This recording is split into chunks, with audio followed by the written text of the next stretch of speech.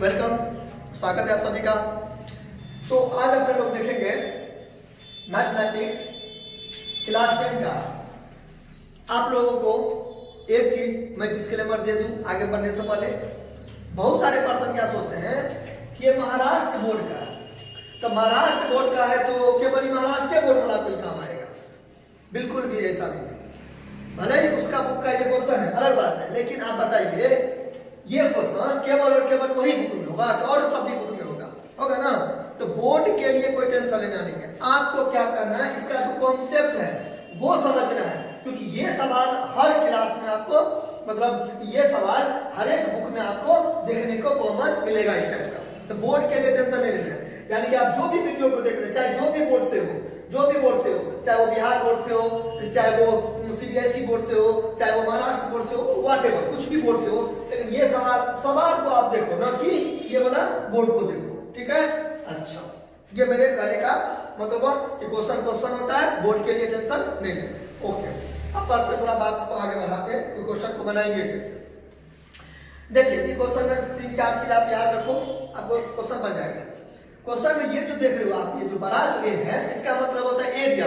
बड़ा ए का जो मतलब बड़ा ए को डिनोट करते हैं एरिया से, ठीक है? और छोटा ए को डिनोट करते हैं साइड से। एरिया के जगह पर आप ऐसे भी देख सकते हो, कोई टेंशन नहीं है। ये ए आर सिंबल होता है, कैपिटल ए होता है, तो ए का मतलब होता है एरिया। याद रखो दिक्कत। अच्छा, फिर यहाँ पे ए जो है परपेंडिकुलर है, परपेंडिकुलर यानी कि 90 डिग्री। ये देखिए, ये जो है ना, ये क्या है, ये एई है, ये सॉरी एई है, ये क्या है, एई है। ये परपेंडिकुलर है किस पर, बीसी पर। किस पर, बीसी पर। सेगमेंट का मतलब क्या होता है, एक लाइन होता है ना, एक लाइन मान लीजिए मैंने ए बी लाइन लिया, तो इसको मैंने टुकड़ा क्या काटा, ऐसे भी काटता हूँ, ऐसे करता हूँ, तो ये जो मेरा हुआ, ये ए बी जो होगा ना, इस लाइन का टुकड़ा होगा। What is AP? एपी को हम क्या बोलेंगे, ये जो लाइन है एबी है, एबी का ये क्या हो गया, टुकड़ा हो गया। एपी का क्या हो गया, टुकड़ा हो गया। तो इस एपी को हम सेगमेंट बोलते हैं, ठीक है? आप देखो ये बीसी हुआ, तो बीसी यानी कि किसी ना किसी का टुकड़ा होगा, किसी ना किसी का हिस्सा होगा, किसी ना किसी का पार्ट होगा। तो बीसी जो है, बीसी किसका पार्ट है, बीसी देखिए, बीसी किसका पार्ट है, ये बीसी बीएफ का पार्ट है। ये पूरा का ये पूरा जो आपका है, ये पूरा जो है आपका बी और एफ, ठीक है? इस हिसाब से आप जो लाइन है उसमें से आपने क्या किया, बीसी को क्या किया, अलग किया, इसीलिए यहाँ पे क्या लगा है, सेगमेंट। बात समझे, सेगमेंट क्यों लगा है? अच्छा, फिर यहाँ पे लाइन बीसी लगा है। लाइन बीसी क्या है, डीएफ है, ये डीएफ है, डीएफ। तो ये जो डीएफ है, अच्छा, ये बीसी पर 90 डिग्री बना है। बीसी मतलब क्या, बीसी ये बीसी। अब बीसी क्यों लिया है, क्योंकि ये त्रिभुज है, डी सी बी, ये त्रिभुज है। इस त्रिभुज का जो लाइन, इस त्रिभुज का रेखा, इस त्रिभुज का साइड क्या है, बीसी है। इस पर 90 डिग्री है, तो ये जो 90 डिग्री है, तो इसका जो ऐसे करके ये जो है, ये मतलब इस टाइप का थोड़ा सा टेढ़ा है, थोड़ा टिल्ट कर देंगे हम लोग। ये तो ये आपको यहाँ पे क्या है, डी बी सी, ये सी है, तो ये सी है, ये बी सी क्या है, एक तरीका से लाइन है। इस पर 90 डिग्री, ऐसे करके 90 डिग्री, ये 90 डिग्री है, ये 90 डिग्री है। बात समझ ना, ये है डीएफ सेगमेंट। अच्छा, समझ गए? ओके, तो हमें क्या करना, निकालने के लिए ये निकालना इसका रेशियो। आगे बढ़ने से पहले आपको मैं बता दूं कि ये जो है, अभी अपन लोग क्या पढ़े, मैथमेटिक्स पार्ट 2, यानी कि महाराष्ट्र बोर्ड का पार्ट 2 बुक है ना, उसका एक्सरसाइज मतलब फर्स्ट चैप्टर में फर्स्ट, एक्सरसाइज में फर्स्ट का सॉल्व एग्जांपल 1 पढ़ा। तो सिमिलरिटी मतलब समरूपता। अभी क्या डिफरेंस होता है, समरूप जो होता है ना, ये समरूप यानी कि सिमिलर, और ये होता है समांसम। आगे बढ़ने से पहले ये मैं थोड़ा बता दूं, समांसम, कंकरेंसी, ये दोनों का मतलब क्या होता है। अभी आप सिंपल में समझो, शॉर्ट वे में, एक के ऊपर एक चिपक जाएगा ना, तो ये हुआ। सेम टू सेम देखने में लगेगा, एक के ऊपर में एक चिपक जाएगा, तो वो समांसम हुआ। जैसे 2 को 10 रुपया वाला नोट एक के ऊपर एक चिपक जाता है, तब ना पानी लगा के आदमी गिनता है, तो एक के ऊपर में एक चिपक गया, तो ये हो गया। और देखने में एक जैसा रहेगा, तो ये होगा। अगर देखने में एक जैसा रहेगा, तो ये होगा, और एक के ऊपर एक चिपक जाएगा, तो ये होगा। बात समझे?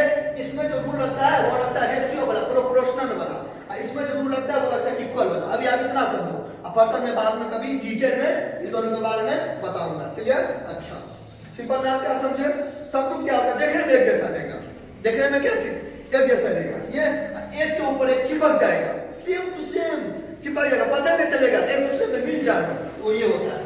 इसमें इक्वल का इक्वल होता है सब चीज, इसमें प्रोपोर्शनल के इक्वल होता है, यानी कि रेशियो का फॉर्मूला लगता है। अच्छा, अब यहाँ पे देखो, अब इसको बनाएंगे कैसे, इसको बनाने से पहले आपको थोड़ा सा छोटा सा रूल आपको समझना पड़ेगा। यहाँ पे देखिए क्या है, यहाँ पे दोनों मीडियम से मैं लिख दिया हूँ, आप इंग्लिश मीडियम के हो तो ये वाला चूज करके यहाँ पे लिख दो, रीजन में बनाने से पहले ये वाला ऐसे करके ये वाला ऐसे करके उठाओ, यहाँ पे ऐसे करके चिपका दो। हिंदी मीडियम से हो तो ये वाला लो, और इसका भी हिंदी मीडियम है, डिस्क्रिप्शन में दे दूंगा बच्चों, टेंशन नहीं लेना। अच्छा, तो अभी रूल क्या कहता है, कहता है समान आधार में basis are equal, hence areas proportional to height. अब इसका मतलब क्या हुआ, जैसे कि आपने बोला कि खींचा, एक साइड खींचा, ओके, छोटा सा कर दो इसको, इस पर दो ट्रायंगल लिया मैंने, एक ट्रायंगल लिया और फिर ये दो ट्रायंगल लिया। आप हमें एक बात बताओ, एक बात बताओ, दो ट्रायंगल हो गया, ये दो ट्रायंगल हो गया, पहला ट्रायंगल क्या हो गया ABC, पहला ट्रायंगल क्या हो गया ABC, इसका जो एरिया होगा ABC, इसका जो एरिया होगा, ठीक है।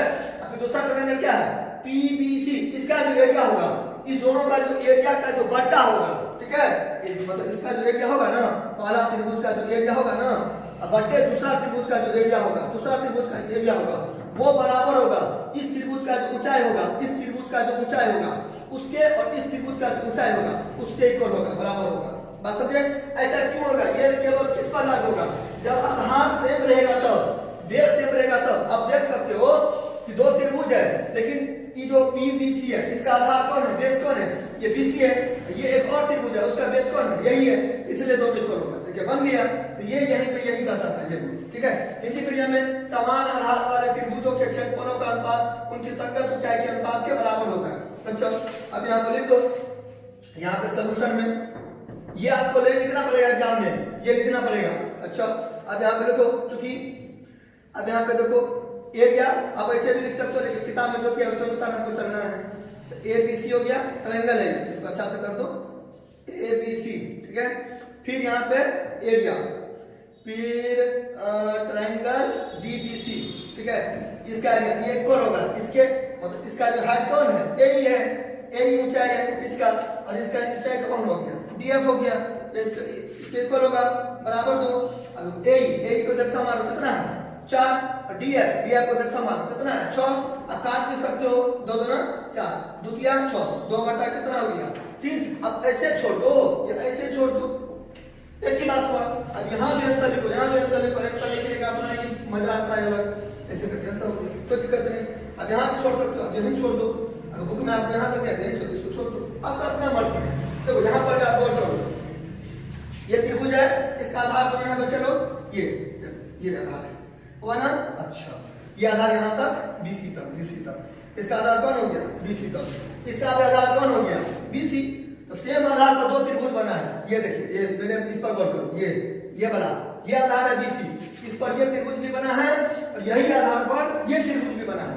जब दोनों का जो रेशियो होगा, ठीक है, इसका और मतलब इसका जो एरिया होगा वो, इसका जो एरिया होगा वो, दोनों को जो बट्टा करेंगे, काट के जो आंसर आएगा वो इसका ऊंचाई यानी कि इसका है, और इसका हाइट जो रहेगा उस दोनों को बराबर होगा, यानी इधर भी 2/3 और इधर भी 2/3 आंसर। आई होप आपको अच्छा लगा होगा। कुछ भी दिक्कत होगा तो आप हमें कमेंट करके पूछ सकते हो, आप हमें व्हाट्सएप भी कर सकते हो, सर हमें नहीं समझ में आया, 9708454666, यानी कि 9708845466। आप हमें कमेंट भी कर सकते हो, व्हाट्सएप भी कर सकते हो, सर हमें समझ में नहीं आया, पूरा कोशिश करूंगा मैं बताने का। आप लोगों से हमारी रिक्वेस्ट है, आप पक्का से पक्का वीडियो को शेयर करो, ज्यादा से ज्यादा लोगों को जोड़ो, और सब्सक्राइब करो, बेल आइकन को दबा दो ऑल पे जाके, ताकि मैं कुछ भी अपलोड करूँ आपको पता चल जाए, ठीक है। और साइंस सबका भी वीडियो मैंने स्टार्ट कर दिया है देना, जैसा कि मैं आप लोगों से प्रॉमिस किया था, ठीक है, वो मैं आप लोगों को आप लोग पक्का देख लेना प्ले लिस्ट में जाके। और अगर आप छोटा छोटा साइंस का वीडियो देखना चाहते हो 1 मिनट के अंदर में, ठीक है, लर्न 1 मिनट एवरी डे, तो आप मेरा शॉर्ट चैनल सब्सक्राइब कर सकते हो जाके आराम से। शॉर्ट चैनल है मेरा, शॉर्ट चैनल है सागर झा शॉर्ट्स क्लासेस, इसको भी आप जाके चेकआउट कर सकते हो। तो लव यू ऑल, मिलते हैं नेक्स्ट वीडियो में, तब तक के लिए थैंक्स, बाय, थैंक यू।